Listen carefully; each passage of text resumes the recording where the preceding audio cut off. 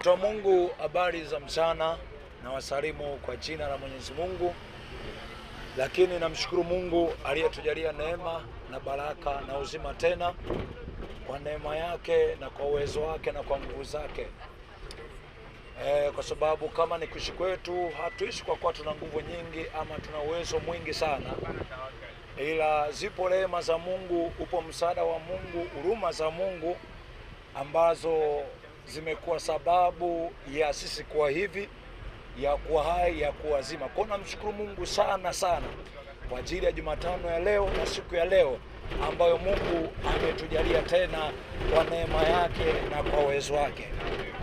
Lakini kwa sababu ninachojua ni kwamba yote katika yote ni kwamba kama ni kuacha hai ama kama ni mimi kuwa mzima, sijaachwa mzima ama sijawa hai kwa kuwa nilikuwa na matendo mazuri sana kwa Mungu. Lakini kama nimeachwa hai ama tumeachwa hai kwa wingi wa rehema za Mungu mwenyewe.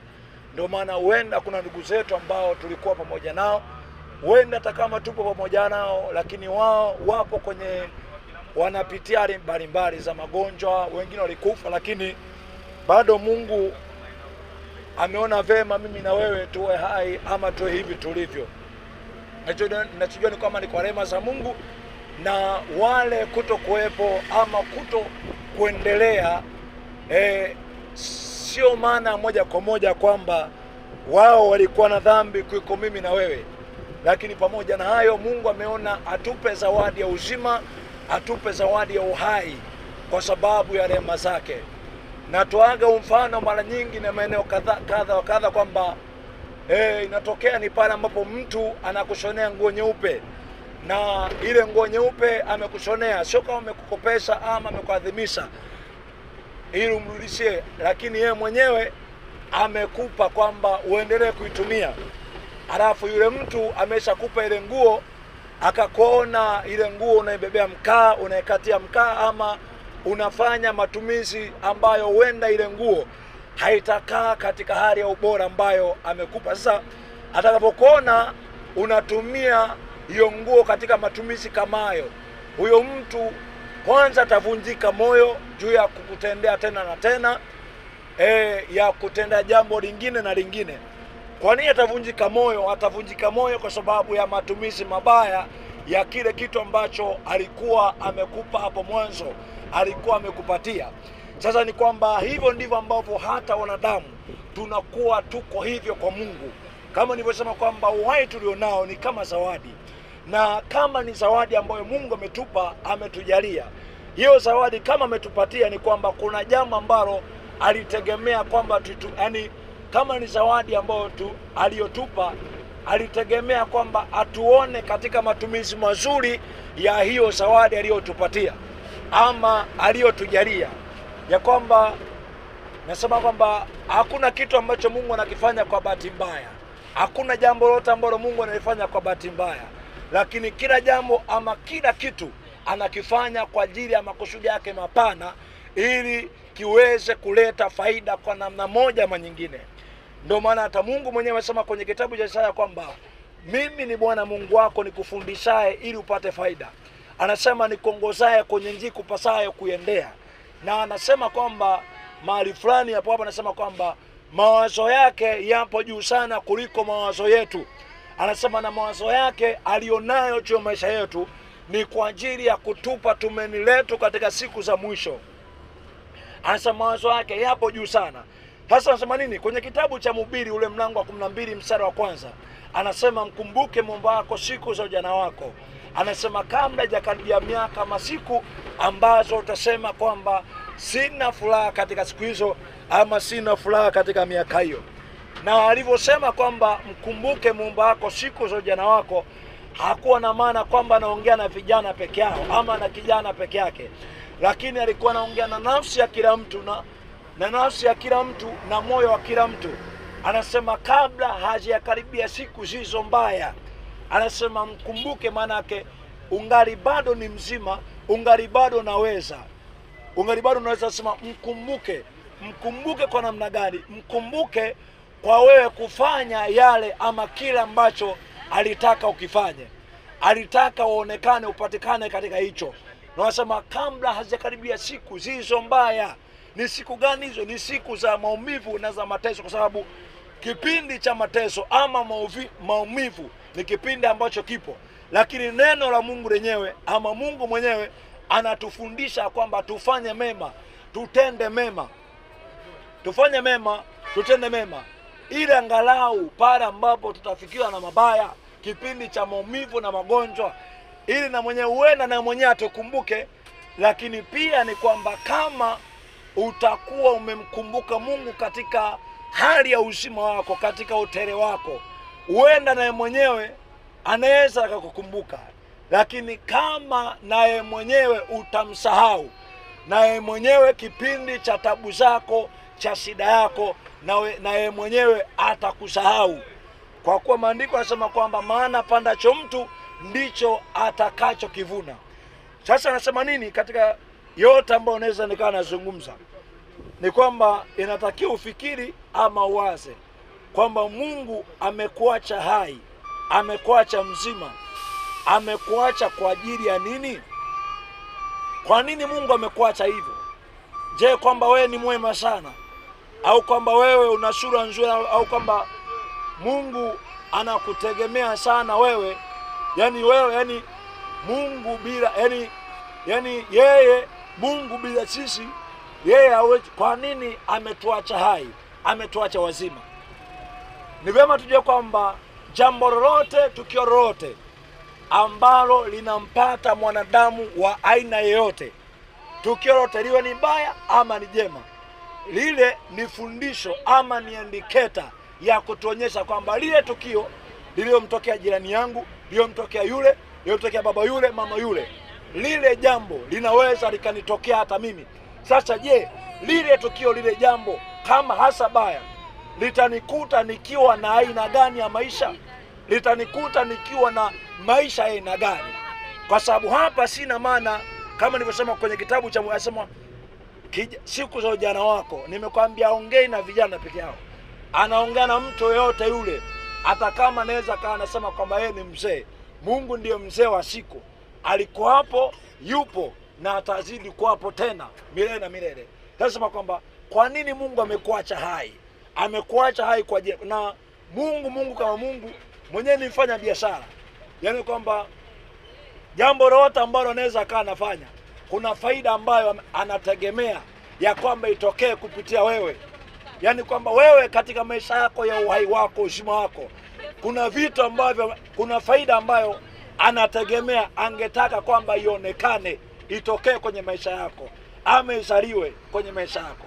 Sasa sema kwamba kwa nini Mungu ametuacha hivi? Kwa sababu hivi tulivyo ama tunavyoweza tukaa tuko hatutakuwa hivi milele na milele. Ndio maana mimi nimekaa na uenda kuna baadhi yetu sana wamesimama. Hivyo mjue kwamba siku ya leo kuna watu ambao hawana uwezo wa kukaa kama hivi nilivyokaa. Hawana uwezo wa kusimama. Hawana uwezo uenda hata wa kuongea. Lakini wapo pale. Na hakuna kitu ambacho kitadumu milele. Ni kwamba mkono kama leo unaweza kuwa mzima, hautakuwa mzima miaka yote. Hautakuwa mzima siku zote. Kuna kipindi kama nitakuwa na unyosha hivi, kuna kipindi ambacho nitakuwa sina uwezo wa kunyosha tena. Kuna watu ambao kama ni kutembea watanisikilia. Watasikia ni vipindi ambavyo vipo. Ni vipindi ambavyo vipo kwamba hakuna kitakachodumu milele. Yule ni kijana, yule ni binti. Hakuna umama, hakuna ubinti ambao utadumu milele. Kitakachodumu milele ni neno la Mungu peke yake, na mambo mema ambayo utakuna yafanya, utakayokuna yatenda. Hakuna ubaba. Ndio maana wazee wote waliwahi kuwa watoto, waliwahi kuwa vijana, lakini wako pale. Lakini fahari ya uzee wao ni kipindi cha ujana wao, kipindi cha nguvu zao. Hata kama ni mgonjwa, fahari ya uzima wake ni kipindi cha uzima. Alikitumiaje kipindi hicho? Alikitumia katika kufanya mambo ya aina gani? Mambo yaliyoleta faida gani kwake na kwa jamii na kwa watu wanaoweza wakawa na mzunguka. Hapo naye hakuna binti, hakuna mrembo, hakuna ndisamu, hakuna yote. Yule ni kijana unasema kwamba hakuna kitu ambacho kitadumu milele isipokuwa neno la Mungu lenyewe. Lakini Mungu kama Mungu anasema nini kwa habari zetu? Anataka jambo gani? Anataka nini? Je, kuna kitu ambacho anakitaka? Hakuna kitu chochote ambacho anakitaka. Lakini kila jambo alilolikusudia kwenye maisha yetu ni kwa ajili ya faida yetu sisi wenyewe, ya kwamba tusipate hasara katika jambo lote jema ambalo tunalifanya. Lakini Mungu anaongea nini? Kwamba Biblia kama Biblia, maandiko matakatifu, kuanzia kitabu cha Mwanzo mpaka Ufunuo, kina karibu maneno mawili matatu. Anasema kwamba mwanadamu aache matendo mabaya na afanye matendo mema. Sasa Yesu alishaweka mstari hapa kwamba sisi bila Mungu hatuwezi kitu. Yaani sisi hatuwezi jambo lolote. Yaani bila Mungu tutafanya mabaya, tutafanya mambo machafu, iwe kwa kutaka na kwa kutotaka. Tutafanya tu, tutanena na vibaya, tutatukana. Kama ni vijana, tutatukana matusi ya nguoni. Umeona? Lazima tutukana tu. Pale ambapo ndio maana wengi huenda, kama ni vijana ama watu aina yote, wengi tunafanya mambo mbalimbali, mambo mabaya. Si kwamba wote yale mambo tunawapenda sana. Tunavuta mibangi, tunavuta sigara, tunafanya umaraya, tunajichua, tunafanya mambo maovu hapa na pale.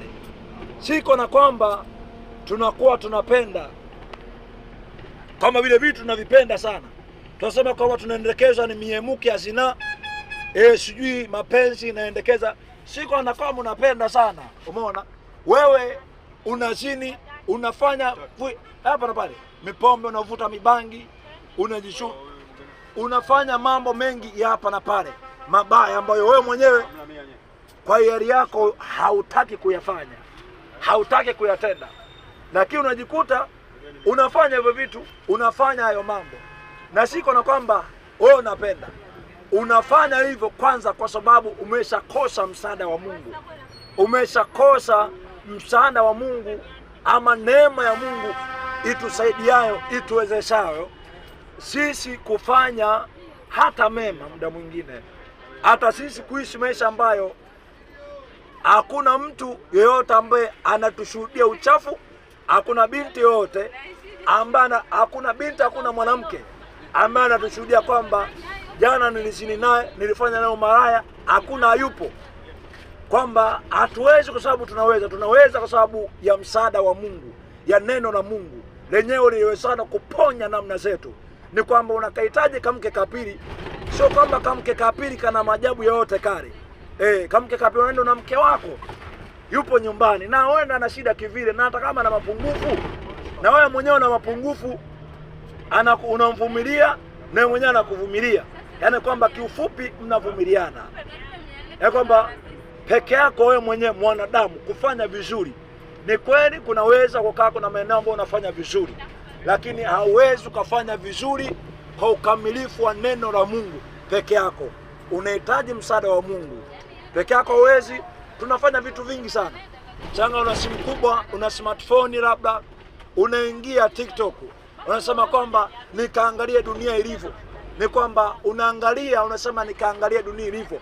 Maana yake nikavurugwe sawa sawa na dunia ilivyovurugwa. Yaani kwamba katika kila jambo unalofanya, unaingia mtandaoni, kuna kitu ambacho moyo wako unakitafuta. Utaenda kucheza game, kuna moyo wako kuna kitu ambacho unatafuta. Utakuwa na girlfriend au boyfriend, moyo wako kuna kitu ambacho unatafuta. Na utashangaa ukaenda kucheza game, ukaenda kuangalia vichekesho, ukiwa na hiyo girlfriend au boyfriend, ushangaa napo moyo wako hautulii, ushangaa napo unaendelea kuhangaika zaidi. Ni kwamba unafanya yote hayo, unatenda yote hayo kwa sababu moyo wako kuna kitu ambacho unatafuta. Sasa kila ambacho moyo wako kinaweza kiatibu moyo wako ni Mungu mwenyewe. Ila kama Mungu hatakuwa msaidizi kwenye maisha yako, na kuambia brother, umefeli na utafeli sana, na maisha yako utaharibikiwa kwa kadri siku zitakavyozidi kuendelea. Dunia, mazingira, vitu vingi sana vinatuhamasisha kufanya vibaya, yani vinavyotuhamasisha kama tufanye mema ni vichache sana. Vingi nakwambia, umeona makalio yamekuvuruga Kwa nini? Ukishakosa msaada wa Mungu na msaada wa Mungu kwenye maisha yako, utafanya yote hayo, utavurugikiwa, utachangana yote hayo. Peke yako hauwezi. Unahitaji msaada wa Yesu, msaada wa Mungu, na neno la Mungu liwezalo kuponya hali zozote, liwezalo kuponya maisha yako, liwezalo kuponya baba wako, mama wako, ujana wako, ndoa yako, maisha yako yote kwa jumla. Unahitaji neno la Mungu, ndilo ambalo linaweza likakusaidia. Kwa sisi sote tulitoka kwa Mungu, asili yetu ni Mungu. Ni neno la Mungu ndilo ambalo linaweza likatusaidia. Okay. Ya kwangu ni hayo, lakini maisha ni hali, sisi ni washauri, ndio maana ya neno mhubiri. Mhubiri maana yake ni mshauri. Ila mshauri halazimishi kwamba lazima ufanye hivi. Lakini mwenyewe anasema kwamba kwa nini usingechagua njia hii? Usingeamua kupita 1 2 3 kufanya mambo 1 2 3. Lakini yote hayo yapo katika uwezo wako, utashi wako. Asanteni kwa kunisikiliza. Tuwe na mchana mwema.